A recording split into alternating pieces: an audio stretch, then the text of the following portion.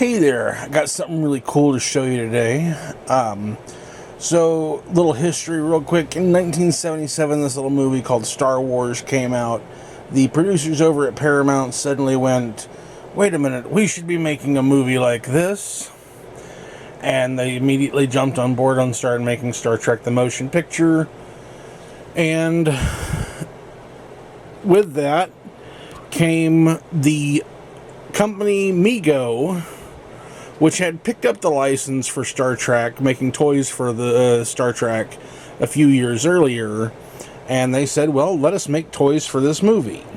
So in 1979, right as the movie was getting ready to come out, they started putting out these toys. They were in the same scale as the the Star Wars toys, the 3 3/4 inch figures. In fact, the joints are pretty much identical. The shoulder, moves at the shoulders, the hips, and the head. And they made a full line. I've got a majority of them. I don't have any of the aliens, unfortunately. Those are some of the hardest ones to get. But as you can see, I've got Admiral Kirk, got Commander Spock,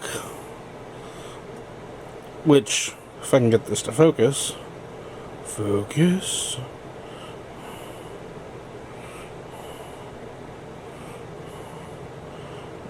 You can see one of the funny things about these is that virtually none of them had eyes because they were so small and kind of squinty. The other thing is that the costume paint job wasn't exactly perfect. Here's Dr. McCoy and the white medical scrubs outfit that he was wearing. And of course, all of them do have the little belt like they wore in the movie, as well as their badge. Then there's Scotty, which, they made sure to get his mustache on there. Then Commander Decker, wearing a uniform absolutely nothing like what he wore in the movie. I think that what they were thinking was to have it so that each character sort of stands out on their own, because you see that Kirk and Spock are both wearing a dark gray, but Kirk has the white, Spock has the sort of lighter gray in the middle. And then you've got McCoy in white with the light gray pants and the Scotties and all.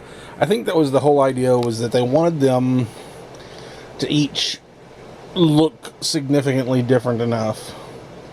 And then there's the new helmsman in the movie, or navigator in the movie, Lieutenant Ilya. Again, this is nothing like the uniform she wore in the movie, but I don't know, their choice on that. So I've got these 6 figures. Like I said, they made a whole bunch of aliens. These were the only Starfleet figures I think they made. They think they made the Rigelian alien in a Starfleet uniform as well. But other than that, the rest were like aliens, like they had the Klingons and that kind of thing. But the one big item that they made, which this is one of the things that a lot of fans still have a hard time trying to get a hold of, is the bridge. They made a massive, very thin plastic. Let me get to the edge. This is what the whole thing is like. Underneath you can see it's blow mold plastic. This does have a few cracks where it's started to age. We'll get under here so you can see the consoles. This is supposed to be like the science console here. That's supposed to be like the weapons console, I think. And then you've got the view screen, or maybe this is the science, and over there the other one was the communications. And then of course helm and navigation. So in other words, the idea being you would such Kirk there, and obviously Decker is going to have to be the helmsman, and Ilya navigating, and we'll put Scotty over here, and McCoy, I'll drop him. Oh, he don't want to.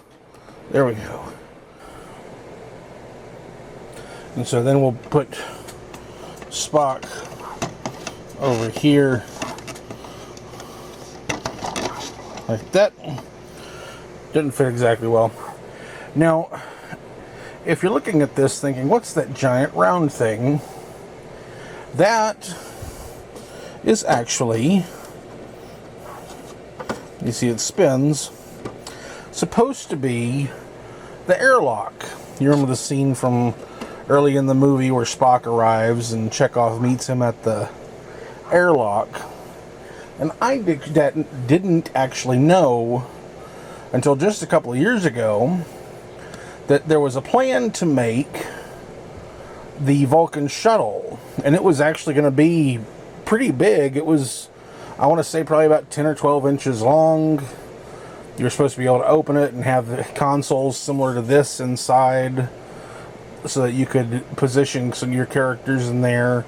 And it actually had a door that was supposed to back up and connect to this so that you could then have Ambassador Spock walk through from the Vulcan Shuttle to the Enterprise.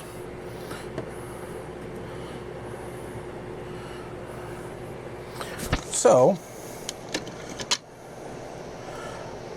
as I said, I think this was really cool. You don't really get play sets like this anymore. This was definitely a budget style play set, even at the time it was made. And it still makes for a really great diorama piece.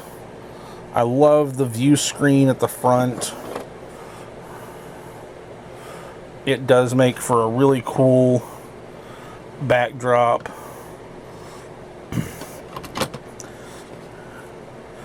And this, even today, can still, even if it's a little bit yellow faded, can still look good sitting on a shelf.